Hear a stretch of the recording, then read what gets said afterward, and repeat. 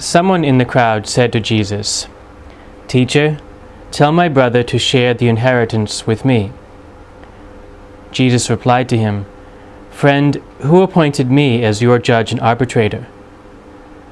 Then he said to the crowd, "Take care to guard against all greed, for though one may be rich, one's life does not consist of possessions." Then Jesus told them a parable. There was a rich man whose land produced a bountiful harvest. He asked himself, "What shall I do? For I do not have space to store my harvest." And he said, "This is what I shall do. I shall tear down my barns and build larger ones. There I shall store all my grain and other goods. And I shall say to myself, 'Now as for you, you have so many good things stored up for many years. Rest, eat, drink, be merry.' But God said to him, 'You fool, this night your life will be demanded of you. And the things you have prepared, to whom will they belong? Thus will it be for all who store up treasure for themselves, but are not rich in what matters to God.'" The Gospel of the Lord. Praise to you, Lord Jesus Christ.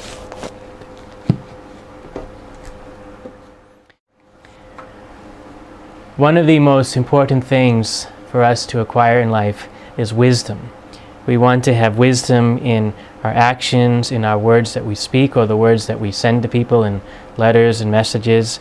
We want wisdom in how we deal with material things and financial things, wisdom in our relationships, wisdom in our priorities in life. The ancient Greeks came up with something called philosophy. The word philosophy literally means love of wisdom. And they felt that wisdom was the most important thing to acquire in life. They even had some teachings about politics, saying that a good politician should be the wisest person in the land. We can acquire wisdom from reading and also from life experiences, but ultimately wisdom comes from the Lord. Throughout the scriptures, we hear this, that wisdom comes from the Lord. King David in one of the Psalms prays to the Lord, asking the Lord to give him wisdom of heart. This is a very good lesson for us. We should ask God to gift us with wisdom.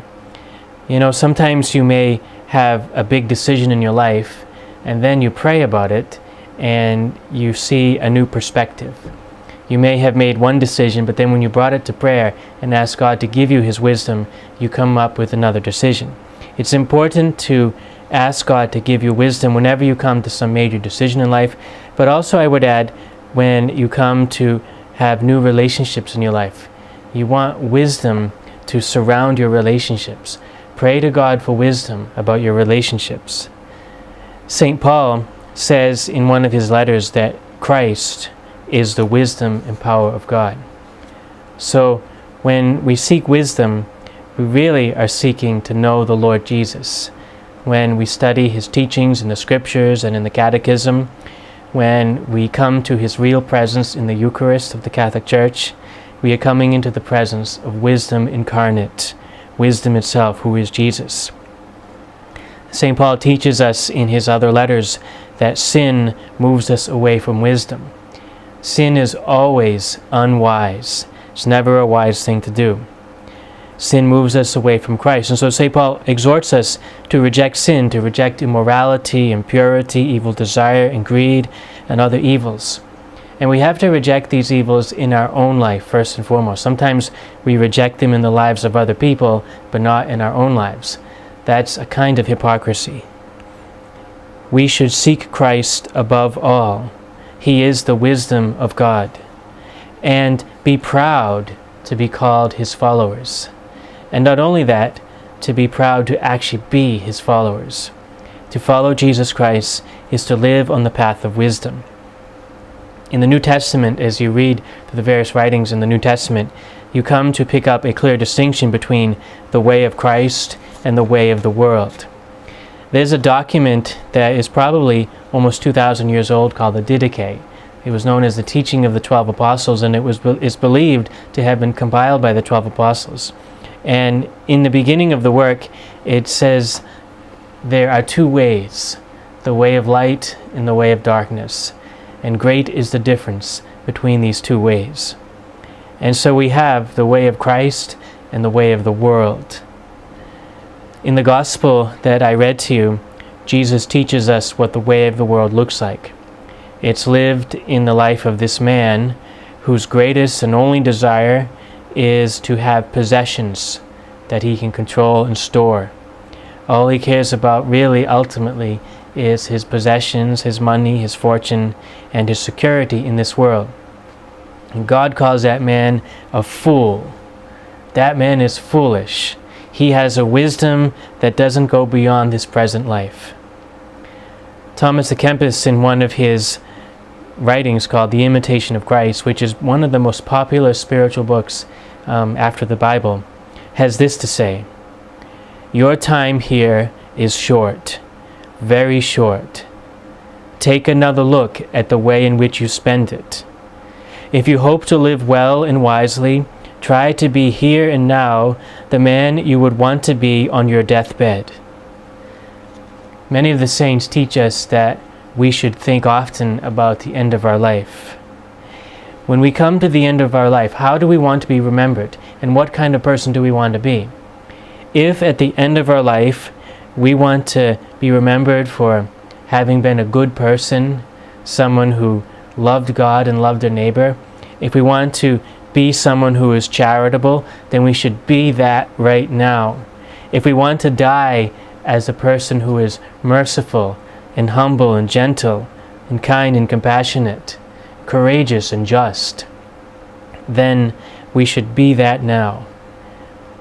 We can't wait to follow Christ. We have to follow Him right now. Some people say, oh, when things settle down in the future, I'll be more serious in living a moral life, a virtuous life, a pure life, a life of following Christ. But if you're not following Christ now, and you think you can get away with that for years and years and years, well, chances are when you come to the end of your life, when you don't know when that's going to happen, you might not be following Christ then. If we want to be great people at the end of our life, then we should be great now. And we find our greatness in following the Lord Jesus. This focus on our own death is not meant to frighten us, but it's meant to move us on the path of wisdom and inspire us to use our time well. So often it happens that we put off the important things that we have to attend to now. We put them off till later, and we never get to them. We have to love the Lord Jesus right now and live as His saints in our time. Listen, if you are not the saints of your place and time right now, then who will be? Who will be? Don't wait for others to be holy and to be heroic in virtue.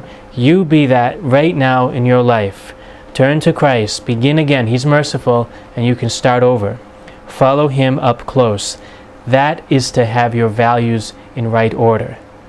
St. Ambrose, who was the bishop who's preaching, really interested St. Augustine to consider the validity of the gospel. St. Ambrose has this to say about the man in today's gospel, the foolish man.